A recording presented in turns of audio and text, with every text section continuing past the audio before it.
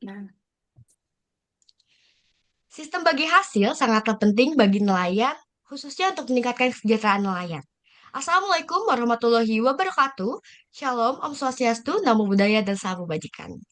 Perkenalkan, kami dari kelompok 5 paralel 1 yang beranggotakan Jeti Joy Hani Sewatang dengan NIM C440123165. Saya Naya Putri Maulana dengan NIM C440123191 dan rekan saya yaitu Muhammad Jaya Robi dengan NIM C440123111 yang akan mengkaji mengenai analisis sistem bagi hasil di PPI Cisolok Kabupaten Sukabumi. Baik, untuk latar belakang akan dijelaskan oleh rekan saya kepada Zeti. Waktu dan tempat dipersilahkan. baik, terima kasih Naya. Untuk latar belakang dari eh, kajian penelitian yang kami lakukan, yaitu sektor perikanan tangkap merupakan sektor yang sangat luas sebagai sumber mata pencaharian masyarakat di pesisir Indonesia. Namun, sektor perikanan ini memunculkan ketimpangan sosial, sehingga kami memilih salah satu eh, wilayah, yaitu Pelabuhan Perikanan Cisolok, sebagai wilayah yang kami kaji untuk analisis sistem bagi hasil, di mana Pelabuhan Perikanan Cisolok masih berpihak pada pemilik kapal dengan pembagian 60% untuk pemilik kapal dan 40% untuk nelayan. Kemudian, analisis sistem bagi hasil di PP Cisolok penting dilakukan untuk memahami keadilan dan proporsi pembagian hasil antara pemilik kapal dan ABK sebagai bagian dari struktur ekonomi pesisir. Kemudian, rumusan masalah yang kami ambil adalah yang pertama, nelayan di PPIC Solok menghadapi ketergantungan tinggi terhadap pemilik kapal dalam sistem bagi hasil yang tidak selalu mencerminkan kontribusi dan risiko kerja secara adil. Kemudian rumusan masalah yang kedua, ketidakjelasan perhitungan hasil dan pembagian yang timpang berpotensi menurunkan kesejahteraan BK serta memicu ketegangan sosial. Tujuan dari kami menganalisis sistem bagi hasil di PPIC Solok. Yang pertama, menganalisis sistem bagi hasil pangkalan pendaratan ikan, Kecamatan Cisolok, Kabupaten Sukabumi. Tujuan yang kedua, mengevaluasi sistem bagi hasil antara pemilik kapal atau juragan dan ABK. Manfaat yang kami kaji yaitu yang pertama, memberikan informasi kepada Dinas Kepelautan dan Perikanan Sukabumi mengenai sistem bagi hasil di Pangkalan Pendaratan Ikan Cisolok, Kabupaten Sukabumi. Manfaat yang kedua, memberikan masukan bagi pemerintah daerah atau dinas terkait dalam mengatur sistem bagi hasil nelayan agar dapat memenuhi kebutuhan standar nelayan.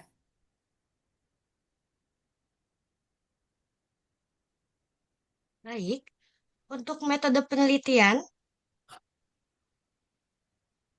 pengerjaan penelitian dimulai dari 10 September 2025 yang bertempat di PPI atau Pangkalan Pendaratan Ikan Cisolok, Kecamatan Cisolok, Kabupaten Sukabumi pada September 2025. Boleh dilanjut? Untuk prosedur kerja, yang pertama itu mendeskripsikan upaya penangkapan ikan di PPIC Solok dengan jenis data, dominasi alat tangkap yang digunakan, kapal yang digunakan, dan data stok ikan pada PPIC Solok yang bersumber dari data produksi pangkalan pendaratan ikan Cisolok dengan analisis data deskriptif. Lalu yang kedua, mendeskripsikan sistem bagi hasil di PPIC Solok dengan jenis data sistem bagi hasil di PPIC Solok bersumber dari studi literatur dan analisis data berupa analisis deskriptif dan juga analisis sistem. Boleh dilanjut? Analisis data pada sistem bagi hasil ini adalah eh, diidentifikasikan dengan menggunakan analisis sistem melalui metode deskriptif kualitatif dan juga analisis deskriptif untuk mendeskripsikan dan juga menganalisis peran-peran anak anak buah kapal dan juga sistem bagi hasil di PPI Cisolok. Selanjutnya, Baik, akan disampaikan oleh rekan saya.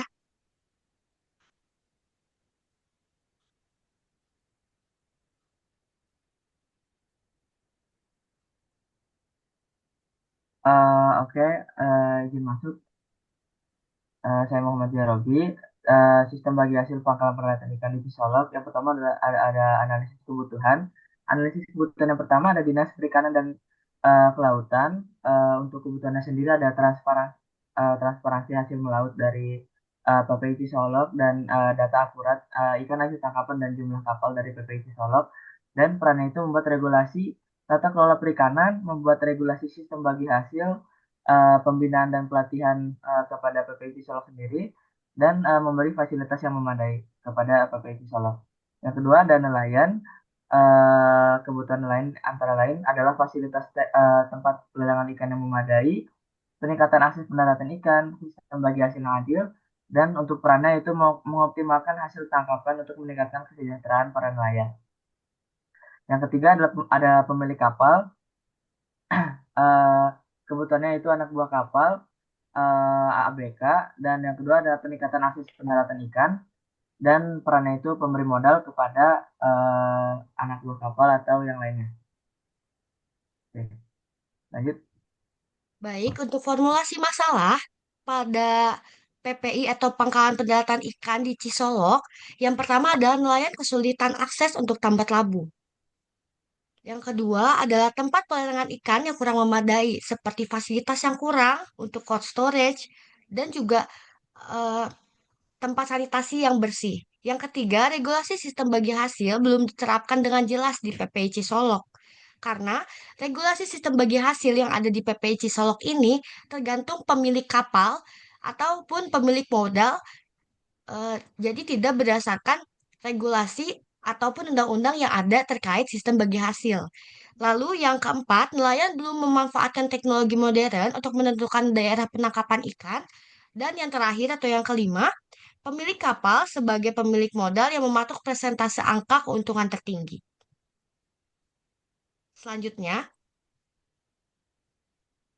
sistem bagi hasil pangkalan pendaratan ikan atau PPI Cisolok. Yang pertama ini adalah sistem bagi hasil yang diterapkan menggunakan model bagi hasil bersih.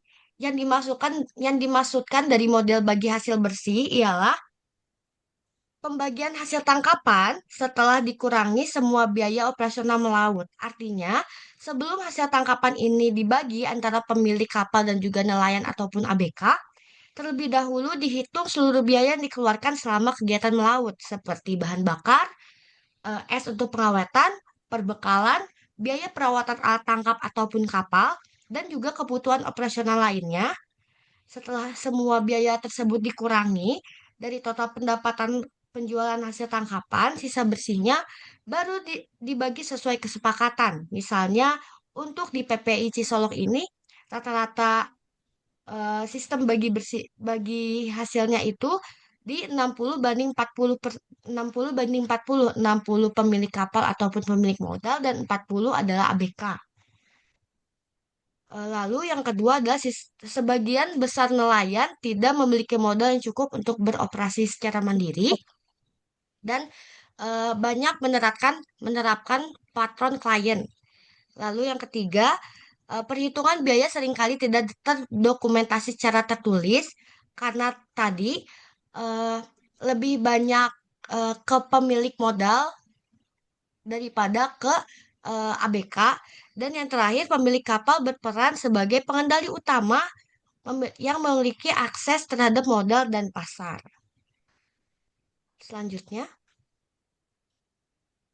Baik, untuk diagram lingkar sebab akibat, dimulai dari biaya operasional, di mana biaya operasional ini dapat berpengaruh positif terhadap upaya penangkapan, di mana biaya operasional yang tinggi akan berpengaruh positif terhadap upaya penangkapan. Upaya penangkapan yang besar akan memengaruhi ikan hasil tangkapan, di mana besarnya upaya penangkapan dapat meningkatkan ikan hasil tangkapan. Dan ikan hasil tangkapan yang banyak dapat meningkatkan stok ikan. Namun, stok ikan yang sedikit dapat mengurangi ikan hasil tangkapan. Besarnya ikan hasil tangkapan dapat mempengaruhi keuntungan, di mana keuntungannya semakin besar. Sebelum itu, upaya penangkapan yang besar dapat meningkatkan keuntungan, dan keuntungan yang besar dapat mempengaruhi persentase bagi hasil untuk para ABK, di mana keuntungan yang didapatkan dapat dibagi rata sesuai dengan peran dan jumlah ABK-nya. Persentase bagi hasil akan mempengaruhi bagi hasil, di mana sistem pembagian hasilnya akan dilakukan secara merata dan meningkatkan pendapatan nelayan sehingga nelayan sejahtera, dan kesejahteraan nelayan ini membuat jumlah ABK nantinya akan semakin banyak karena banyak yang memiliki ketertarikan untuk menjadi seorang nelayan karena keuntungan yang didapatkan merata. Kemudian untuk diagram input-output. Sistem bagi hasil memiliki input yang terkendali, di mana yang pertama ada sumber daya manusia, biaya operasional, teknologi penangkapan, keterampilan nelayan. Namun, hal ini menjadi dasar untuk sistem bagi hasil yang sesuai dengan sistem yang sudah dibuat. Terdapat juga input tak terkendali, di mana ada beberapa faktor yang dapat mempengaruhi. Yang pertama ada kondisi alam, potensi sumber daya ikan, harga ikan, dan musim penangkapan.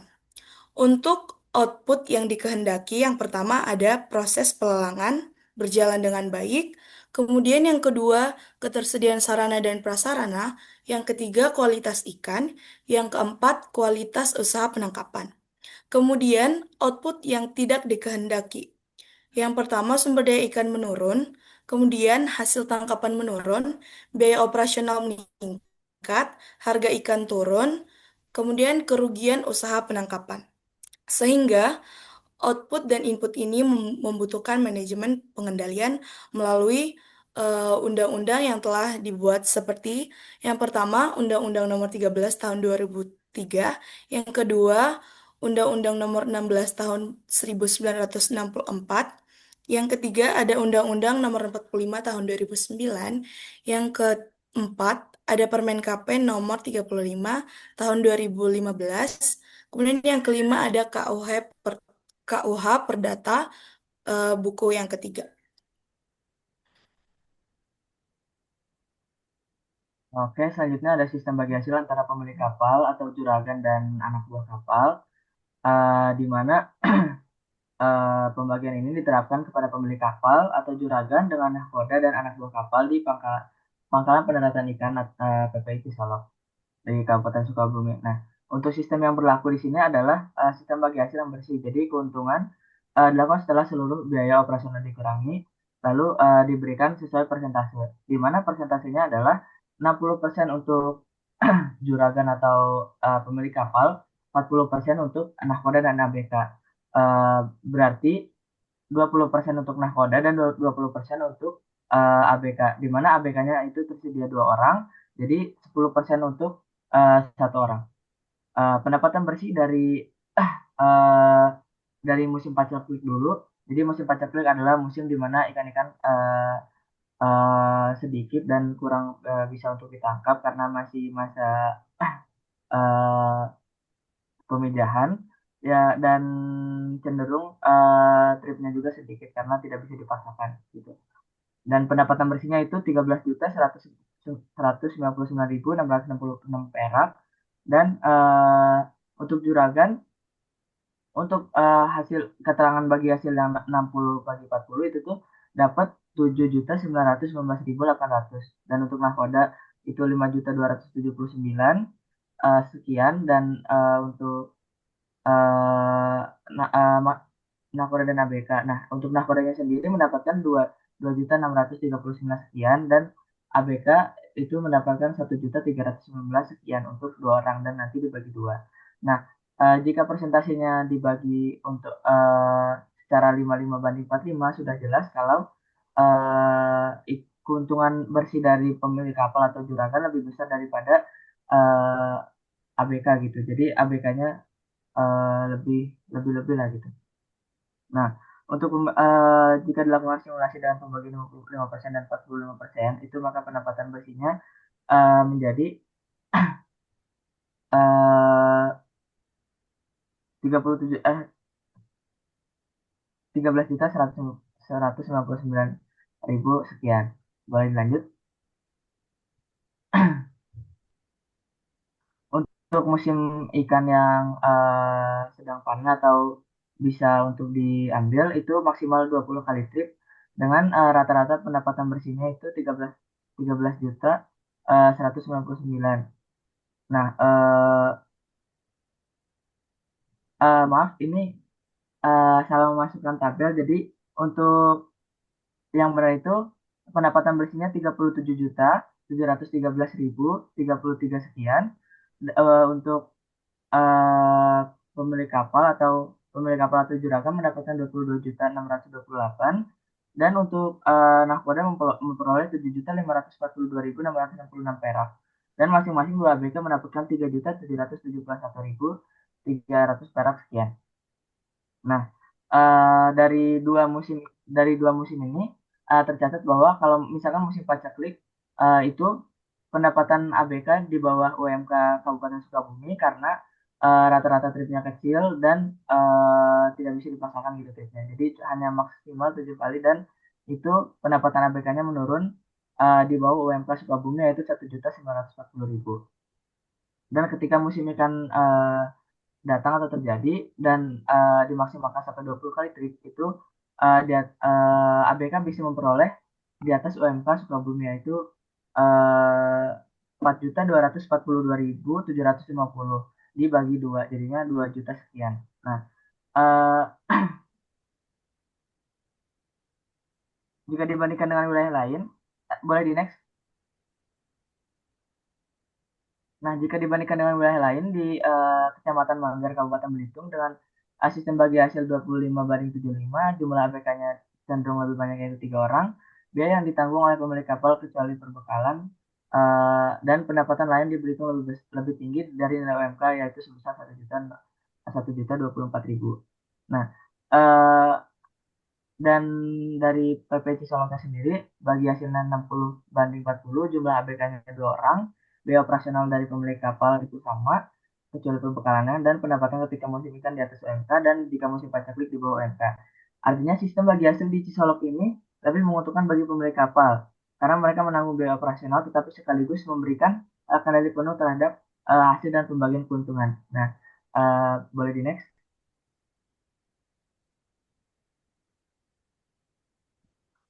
Dan dari secara hukum atau kebijakan, sistem ini sudah mengikuti Undang-Undang Nomor 16 Tahun 1994 tentang bagi hasil perikanan. Bisa dilihat sendiri, implementasinya sudah dilakukan semua, tapi meskipun aturan ini sudah diterapkan, kenyataannya nelayan masih belum sejahtera karena pendapatan mereka masih fluktuatif dan sangat bergantung pada musim serta kondisi pasar ikan. Oleh karena itu, penelitian ini menekankan pentingnya revisi sistem bagi hasil dan agar pembagian keuntungan lebih proporsional dengan beban kerja risiko yang ditanggung ABK gitu. Jadi dari semua pasal sudah dilakukan implementasinya, tetapi nelayan masih, apalagi ABK, masih belum sejahtera karena pendapatannya masih fluktuatif. Ya, boleh lanjut.